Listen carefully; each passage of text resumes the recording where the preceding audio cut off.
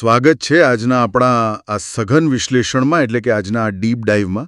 આજે આપણે એક એવા વિષય પર વાત કરવાના છીએ જે જો આમ તો ઇતિહાસનો હિસ્સો છે પણ અત્યારે બહુ જ ચર્ચામાં છે. સાચી વાત છે. અત્યારે આ વિષયે ખાસું એવું રાજકીય સ્વરૂપ પણ લઈ લીધું છે. બિલકુલ. આપણે વાત કરી રહ્યા છીએ 1948ની સાલની. આઝાદી હમણાં જ મળી હતી અને દેશનું ભવિષ્ય નક્કી કરવા માટે ભારતનું બંધારણ ઘડવાની તૈયારીઓ ચાલી રહી હતી. બંધારણનો મુસદ્દો એટલે કે ડ્રાફ્ટ તૈયાર કરવા માટે 7 સભ્યોની એક અત્યંત મહત્વપૂર્ણ કમિટી બનાવવામાં આવી હતી. હા, 7 સભ્યો. અને આમ જુઓ તો દુનિયાનું આટલું મોટું બંધારણ લખવાનું હોય તો આખી એક મોટી ટીમની જરૂર પડે જ. બરાબર. પણ તમને જાણીને આશ્ચર્ય થશે કે આ ઐતિહાસિક દસ્તાવેજ હકીકતમાં કોઈ એક મોટી ટીમે નહીં પણ એક જ વ્યક્તિએ પોતાની કથળતી જતી તબિયત વચ્ચે રાતો જાગીને તૈયાર કર્યો હતો. હા, અને આ એક એવી હકીકત છે જે ધીમે ધીમે ઇતિહાસના પાનાઓમાં ક્યાંક દબાઈ રહી છે અથવા તો તેને દબાવવાનો પ્રયાસ થઈ રહ્યો છે. અરે, એકદમ સાચું. અને એટલે જ આજે આપણે આ વિષયના ઊંડાણમાં ઉતરવાના છીએ. છેલ્લા કેટલાક સમયથી એક મોટો વિવાદ ઊભો કરવામાં આવ્યો છે કે ભારતના બંધારણના સાચા ઘડવૈયા ખરેખર કોણ છે? ડૉક્ટર બી.આર. આંબેડકર કે પછી બંધારણીય સલાહકાર બી.એન. રાવ? આ જ તો મુખ્ય સવાલ છે આજનો. હા, અને આજના આપણા આ સઘન વિશ્લેષણ માટે આપણે અમુક બહુ જ આધારભૂત સ્ત્રોતોનો ઉપયોગ કર્યો છે, જેમાં નવભારત ટાઈમ્સનો એક વિગતવાર લેખ છે, ફોરવર્ડ પ્રેસમાં છપાયેલો લેખક કવલ ભારતીનો આર્ટિકલ છે અને સાથે જ ન્યૂઝ તક પર રામ પુનિયાનીના યુટ્યુબ ઇન્ટરવ્યૂની માહિતીનો પણ આધાર લીધો છે. એટલે કે આપણી પાસે આજે ઇતિહાસ અને વર્તમાન બંનેના પૂરતા સંદર્ભો છે. બિલકુલ. તો ઠીક છે, ચાલો આને વિસ્તારથી સમજીએ. આપણો આજનો હેતુ એ જાણવાનો છે કે આ બંધારણ લખવાની ખરેખર પ્રક્રિયા શું હતી, તેમાં ડૉક્ટર આંબેડકરની ભૂમિકા શું હતી અને આજે અચાનક બી.એન. રાવનું નામ કેમ આટલું ઉછાળવામાં આવી રહ્યું છે. જો આપણે આને વ્યાપક સંદર્ભમાં જોઈએ તો આખી વાત માત્ર કલમો અને કાયદાઓ કાગળ પર લખવા પૂરતી સીમિત નથી. આ એક બહુ મોટી સામાજિક અને રાજકીય પ્રક્રિયા હતી. રામ પુનિયાની તેમના ઇન્ટરવ્યૂમાં એક બહુ જ રસપ્રદ બેકગ્રાઉન્ડ આપે છે. અચ્છા, શું બેકગ્રાઉન્ડ આપે છે તે? તેઓ કહે છે કે આની શરૂઆત ખરેખર તો 1928માં જ થઈ ગઈ હતી, જ્યારે મોતીલાલ નહેરુ કમિટી બની હતી. જુઓ, બ્રિટિશરોની જોહુકુમી સામે ભારતીયોને પોતાના મૂળભૂત અધિકારો કેવા હોવા જોઈએ તેનો પહેલો સ્પષ્ટ વિચાર ત્યાંથી આવ્યો હતો. ઓહ, એટલે કે બંધારણ સભા બની તેના ઘણા વર્ષો પહેલા જ આના મૂળ નંખાઈ ગયા હતા? એકદમ સાચું. સમાનતા અને સ્વતંત્રતાના જે બીજ સ્વતંત્રતા સંગ્રામમાં રોપાયા હતા તેને એક પાક્કું કાયદાકીય માળખું આપવાનું કામ બંધારણ સભાનું હતું. એ વાત સાચી કે બીજ પહેલેથી રોપાયેલા હતા, પણ જુઓ, જ્યારે તેને વાસ્તવિક રૂપ આપવાનો ડ્રાફ્ટિંગનો સમય આવ્યો ત્યારે સ્થિતિ બિલકુલ અલગ જ હતી. નવભારત ટાઈમ્સના લેખમાં આપેલી વિગતો ખરેખર ચોંકાવનારી છે. હા, એ 7 સભ્યોની કમિટીવાળી વાત ને? હા, આપણે શરૂઆતમાં જે 7 સભ્યોની ડ્રાફ્ટિંગ કમિટીની વાત કરી એનું સત્ય નવેમ્બર 1948માં આ જ કમિટીના એક સભ્ય ટી.ટી. કૃષ્ણમાચારીએ બંધારણ સભામાં ઊભા થઈને દુનિયા સમક્ષ મૂક્યું હતું. બરાબર છે. ટી.ટી. કૃષ્ણમાચારીએ બંધારણ સભામાં એકદમ સ્પષ્ટ સ્વીકાર્યું હતું કે કમિટીના 7 સભ્યોમાંથી એક સભ્યે રાજીનામું આપ્યું અને ખબર છે તેમની જગ્યા ભરાઈ જ નહીં. બાપરે, કામ શરૂ થાય પહેલા જ એક વિકેટ પડી ગઈ. હા, અને એટલું જ નહીં, એક સભ્યનું અવસાન થયું. એક સભ્ય મોટાભાગનો સમય અમેરિકામાં રહ્યા અને અન્ય 2 સભ્યો સરકારી કામકાજમાં દિલ્હીની બહાર જ વ્યસ્ત રહ્યા. અરે, આ તો પેલા કોલેજના ગ્રુપ પ્રોજેક્ટ જેવું થઈ ગયું. ગ્રુપ પ્રોજેક્ટ એટલે કઈ રીતે? જ્યાં કાગળ પર તો આખા ગ્રુપના બધા સભ્યોના નામ લખેલા હોય પણ છેલ્લી ઘડીએ પ્રેઝન્ટેશન બનાવવાનું આખું કામ કોઈ એક જ વ્યક્તિના માથે આવી પડે. હા, એકદમ સચોટ ઉદાહરણ આપ્યું. અને અહીં એ વ્યક્તિ હતા ડૉક્ટર બી.આર. આંબેડકર. બિલકુલ. અને લેખ જણાવે છે કે ડૉક્ટર આંબેડકરને ડાયાબિટીસ અને બ્લડ પ્રેશરની બહુ ગંભીર બીમારી હતી. સ્વાસ્થ્ય સારું નહોતું એમનું. છતાં પણ તેમને સતત 100 દિવસ સુધી બંધારણ સભામાં ઊભા રહીને એક કલમનો બચાવ કર્યો, વિરોધીઓના સવાલોના જવાબો આપ્યા અને જરૂરી સુધારાઓ પર ચર્ચા કરી. આ ખરેખર અકલ્પનીય છે. એક બીમાર વ્યક્તિ સળંગ 100 દિવસ ઊભા રહીને આખા દેશનું બંધારણ ઘડે છે. સાચી વાત. પણ અહીં મને એક મોટો સવાલ એ થાય છે કે જો ડૉક્ટર આંબેડકરે જ આ બધી મહેનત કરી, રાતો જાગ્યા, તો આ આખી ચર્ચામાં BN રાવ ક્યાંથી આવ્યા? જુઓ, આ બહુ જ વ્યાજબી સવાલ છે. BN રાવ બંધારણ સભાના બંધારણીય સલાહકાર અને સચિવ હતા. એટલે કે તેઓ એક અત્યંત કાબેલ અને અનુભવી સિવિલ સર્વન્ટ હતા. અચ્છા, એક બ્યુરોક્રેટ હતા. હા, તેમણે દુનિયાભરના બંધારણોનો ઊંડો અભ્યાસ કર્યો હતો. એક સરકારી અધિકારી તરીકે તેમનું કામ જે વિચારો અને પ્રસ્તાવો આવે તેને કાનૂની ભાષામાં ગોઠવવાનું, તેને એક માળખાગત રૂપ આપવાનું હતું. થોભો, અહીં હું થોડો વિરોધ કરીશ. હા, બોલો ને. કેટલાક લોકો એવી દલીલ કરે છે કે જો BN રાવે બધું જ ડ્રાફ્ટ કર્યું હતું તો આંબેડકર તો માત્ર તેને રજૂ કરનારા જ થયા ને? શું BN રાવ માત્ર એક ટાઈપિસ્ટ હતા કે તેમનો કોઈ સૈદ્ધાંતિક પ્રભાવ પણ હતો? ના, BN રાવ માત્ર ટાઈપિસ્ટ નહોતા, પણ રામ પુનિયાની જે મુદ્દો સમજાવે છે તે એ છે કે BN રાવનું કામ વિચારોને ઓર્ડરમાં ગોઠવવાનું હતું. હું એક ઉદાહરણ આપું. હા, સમજાવો. ધારો કે કોઈ ઇમારત બનાવવાની હોય તો એન્જિનિયર જમીનની માપણી કરી આપે, ક્યાં કેટલો સામાન જોઈશે તેનું લિસ્ટ બનાવી આપે. પણ એ ઇમારતનો આત્મા કેવો હશે, તેની ડિઝાઇન કેવી હશે, કયો ઓરડો ક્યાં આવશે, એ બધું નક્કી કરવાનું કામ મુખ્ય આર્કિટેક્ટનું હોય છે. ઓહ, સમજી ગયો. અને બંધારણના કેસમાં એ આર્કિટેક્ટ ડૉક્ટર આંબેડકર હતા. બિલકુલ. ભારતીય સમાજની જટિલતાઓને સમજીને કયા કાયદા દેશને એક રાખી શકશે તે સૈદ્ધાંતિક દિશા આપવાનું કામ આંબેડકરે કર્યું હતું. એટલે એમ કહી શકાય કે રાવે કદાચ કાનૂની ભાષાની ફ્રેમ બનાવી આપી હોય, પણ એ ફ્રેમમાં કયું ચિત્ર મૂકવું એ ડૉક્ટર આંબેડકરનું વિઝન હતું.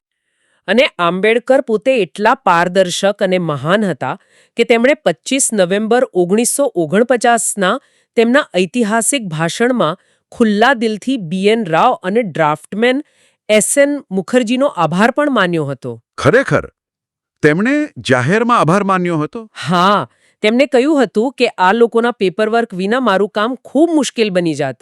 પણ જુઓ, કોઈને પેપરવર્ક માટે ક્રેડિટ આપવાનો અર્થ એ નથી થતો કે મુખ્ય સર્જકનું સ્થાન કોઈ બીજું લઈ લે. સાવ સાચી વાત. આ તો થઈ કાગળ પર લખવાની વાત.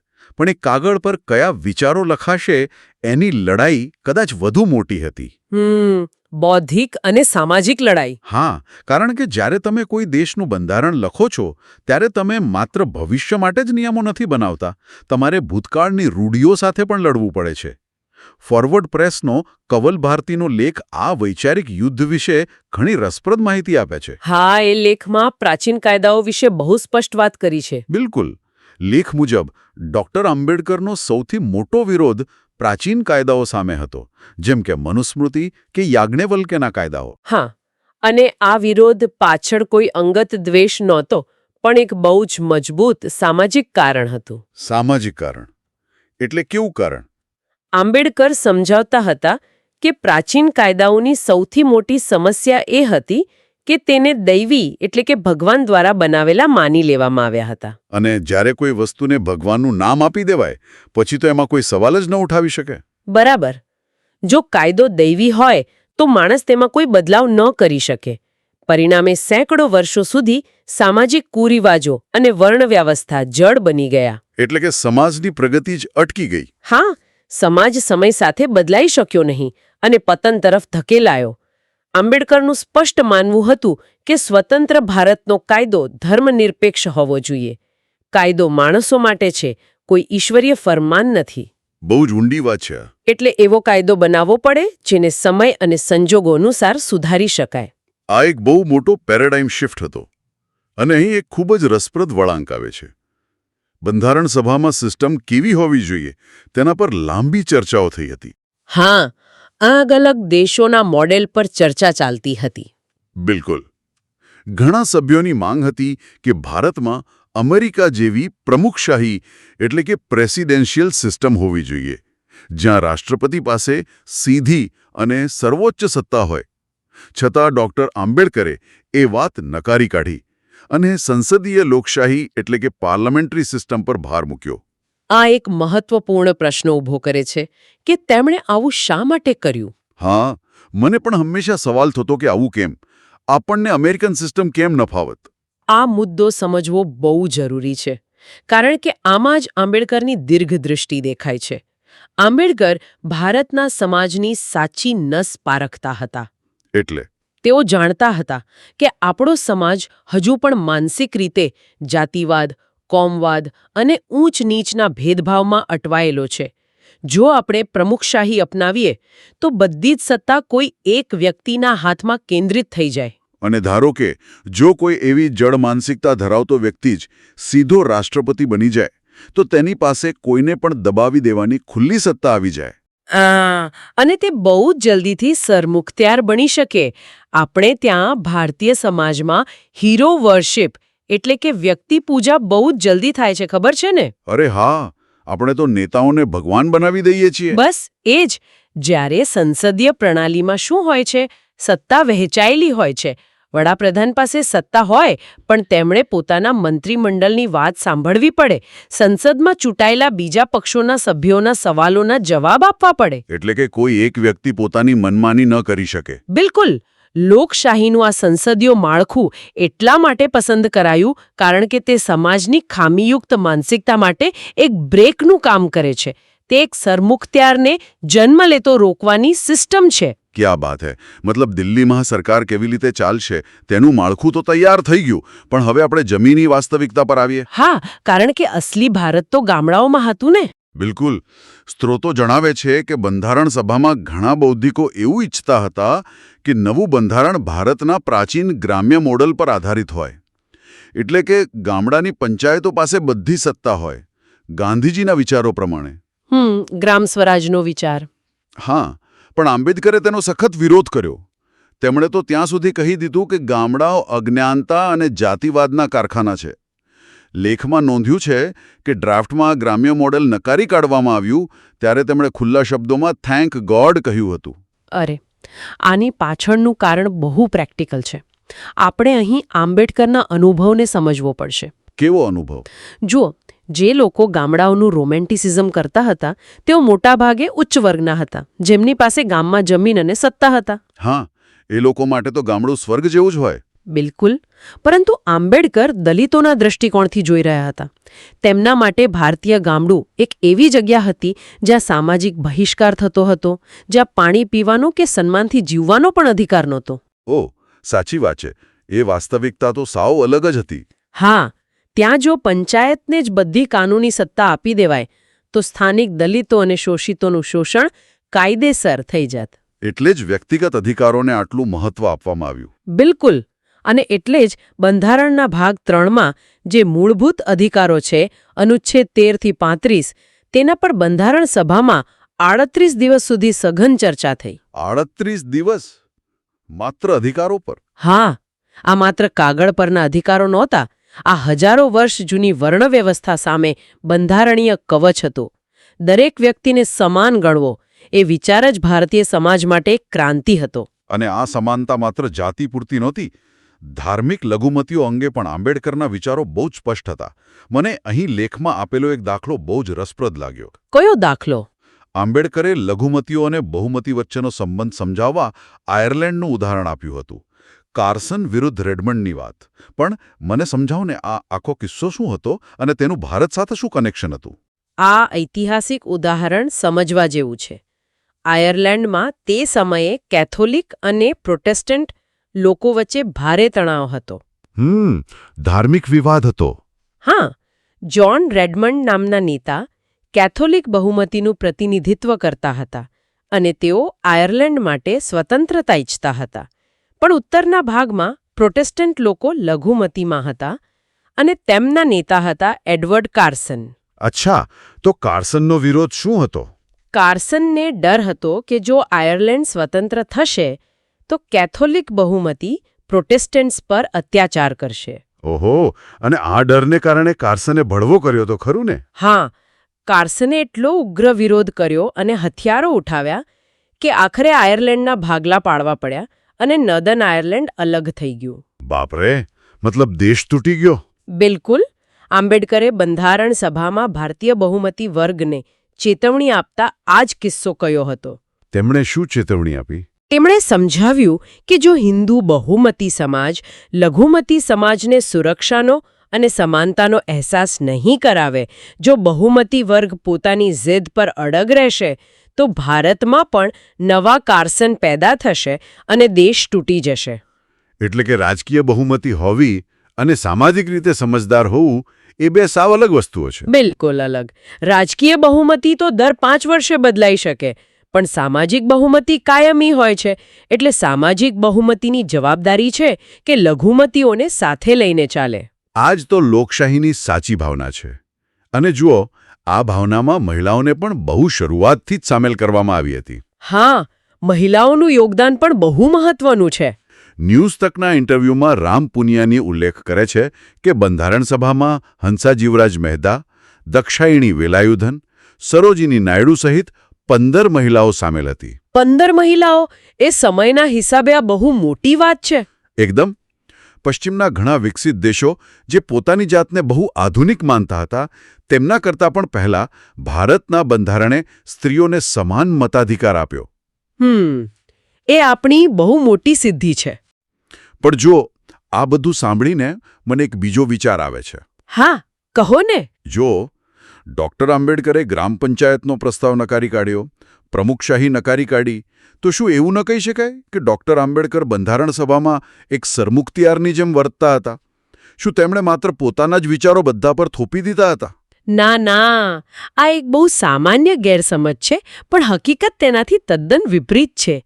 આંબેડકર કોઈ રાજાશાહી સરમુખત્યાર ન હતા. તો પછી તેમણે વિરોધ કેવી રીતે હેન્ડલ કર્યો? જો તમે બંધારણ સભાની ચર્ચાઓ વાંચો તો ખ્યાલ આવે કે તેઓ દરેક સભ્યના મંતવ્યો અત્યંત ધીરજપૂર્વક સાંભળતા હતા. એટલે કે તેઓ માત્ર પોતાની જીદ નહોતા કરતા? ના, જરાય નહીં. ફોરવર્ડ પ્રેસનો લેખ આનું એક બહુ સરસ ઉદાહરણ આપે છે. તે સમયે કેટલાક સમાજવાદી સભ્યો બંધારણ સભામાં એવી માંગ કરી રહ્યા હતા કે દેશની બધી જ જમીન અને સંપત્તિનું સંપૂર્ણ રાષ્ટ્રીયકરણ કરી દેવું જોઈએ. મતલબ કોઈ ખાનગી સંપત્તિ ન હોવી જોઈએ? બરાબર. હવે રસપ્રદ વાત એ છે કે આંબેડકર વ્યક્તિગત રીતે સમાજવાદ તરફ ઝુકાવ ધરાવતા હતા, છતાં આ પ્રસ્તાવ સ્વીકારાયો નહીં. અરે કેમ?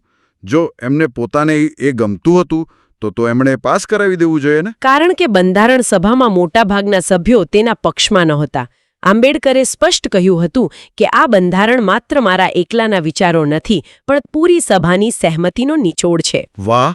તેમણે એક લોકતાંત્રિક પ્રક્રિયાનું સંપૂર્ણ સન્માન કર્યું કહેવાય. સાચી વાત. તેમણે બધાના વિચારોને સાંભળ્યા અને પછી તેને કાયદાકીય રૂપમાં એ રીતે ઢાળ્યા જેથી કોઈ એક વર્ગને નુકસાન ન થાય. બરાબર છે. હવે આપણે આજના સમય પર આવીએ. હા, આજનો રાજકીય માહોલ. આ બધી ચર્ચા પછી એ તો બિલકુલ સ્પષ્ટ છે કે ડૉક્ટર આંબેડકરે જ આ પૂરા બંધારણીય યજ્ઞનું નેતૃત્વ કર્યું હતું.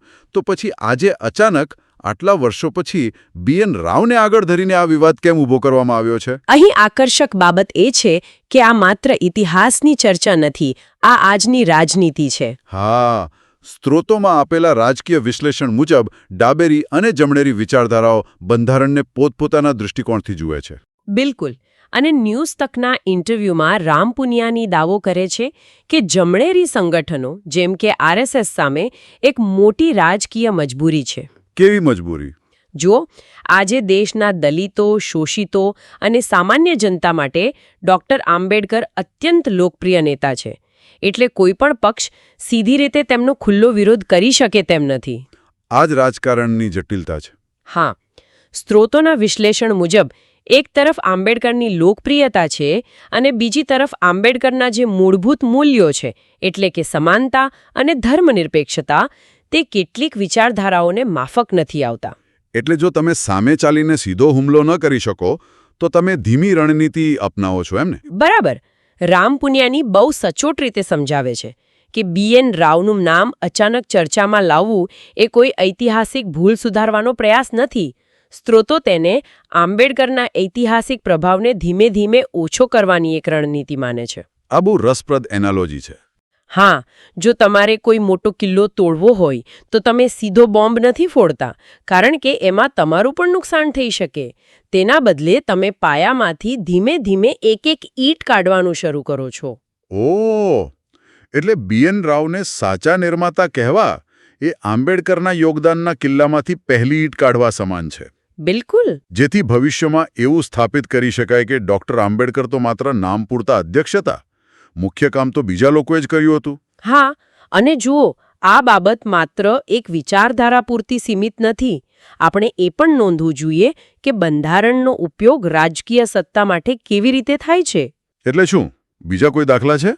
હા, સ્ત્રોતો ઇન્દિરા ગાંધી દ્વારા 1975માં લાદવામાં આવેલી ઇમરજન્સીનું ઉદાહરણ પણ આપે છે. હા, પણ ઇમરજન્સી તો બંધારણની વિરુદ્ધ હતી ને? મતલબ એ તો લોકશાહીની હત્યા હતી. ના, એ જ તો સૌથી મોટી વિડંબના છે. ઇન્દિરા ગાંધીએ સત્તા જાળવી રાખવા માટે કોઈ ગેરકાયદેસર રસ્તો નહોતો અપનાવ્યો. હે? ગેરકાયદેસર નહોતો? ના. તેમણે બંધારણમાં પહેલેથી જ રહેલી આંતરિક કટોકટી એટલે કે ઇન્ટરનલ ઇમરજન્સીની જોગવાઈનો જ ઉપયોગ કર્યો હતો. અને જ્યારે સમય જતાં લોકોનો અને મીડિયાનો વિરોધ વધ્યો ત્યારે તેમણે જ તે કટોકટી હટાવી પણ લીધી. આ તો બહુ મોટો પાઠ છે. આ દર્શાવે છે કે કાયદામાં છૂટછાટ પહેલેથી હોય છે, પણ તેનો ઉપયોગ કોણ અને કેવી રીતે કરે છે તેનાથી આખો ફરક પડી જાય છે. સાવ સાચી વાત. સત્તા પર બેઠેલા લોકો પોતાના ફાયદા માટે બંધારણની જોગવાઈઓને વાપરી શકે છે. એટલે આખી ચર્ચાનો સાર એ છે કે જમણેરી પાંખ હોય કે ડાબેરીઓ, જેમને બંધારણમાં કેટલાક મૂડીવાદી અંશો દેખાય છે, દરેક પોતાની રીતે બંધારણને જુએ છે અને તેનો ઉપયોગ કરે છે. બિલકુલ.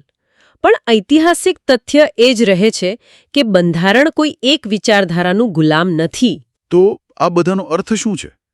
આપણે આ બધી ચર્ચા કરી, ઇતિહાસ તપાસ્યો, આમાંથી શું સાબિત થાય છે? મારી દૃષ્ટિએ એ સાબિત થાય છે કે આ કોઈ નાનું કામ નહોતું. બિલકુલ. બંધારણની યાત્રા એ માત્ર દિલ્હીની સંસદના કોઈ વાતાનુકૂલિત ઓરડામાં બેસીને લખાયેલું પુસ્તક નથી. તે ભારત જેવા વિવિધતાથી ભરેલા દેશને, જે હજારો વર્ષોથી સામાજિક અસમાનતામાં જીવતો હતો, તેને સમાનતા અને ન્યાયના પાયા પર ઊભું કરવાની એક અત્યંત કઠિન જદ્દોજહેદ હતી. એકદમ સાચું. ભલે આજે BN રાવનું નામ વિવાદ ઊભો કરવા માટે લેવાતો હોય, પરંતુ ઇતિહાસના તથ્યો ચીખીને કહે છે કે ડૉક્ટર BR આંબેડકર જ આખી પ્રક્રિયામાં સૌથી કેન્દ્રીય, સૈદ્ધાંતિક અને ઐતિહાસિક ભૂમિકા ભજવી હતી. અને મને લાગે છે કે આ ચર્ચાના અંતે આપણે આંબેડકરે આપેલી એક ચેતવણીને યાદ કરવી જોઈએ. કઈ ચેતવણી? જ્યારે આખું બંધારણ બની ગયું ત્યારે તેમણે સ્પષ્ટ શબ્દોમાં કહ્યું હતું કે બંધારણ ગમે તેટલું સારું કેમ ન હોય, પણ જો તેનો અમલ કરનારા લોકોની માનસિકતા સાંપ્રદાયિક કે પક્ષપાતી હશે તો તે બંધારણ આખરે નિષ્ફળ જ સાબિત થશે. બહુ ડરાવણી પણ સાચી વાત છે આ. અને તેમણે એ પણ ઉમેર્યું હતું કે જો બંધારણ ખરાબ હશે પણ તેનો અમલ કરનારા લોકો સારા હશે તો તે દેશનું ભલું જ કરશે. આ ખરેખર બહુ જ શક્તિશાળી વિચાર છે. કાયદો ક્યારેય સમાજની માનસિકતાને રાતોરાત બદલી શકતો નથી. બિલકુલ નહીં.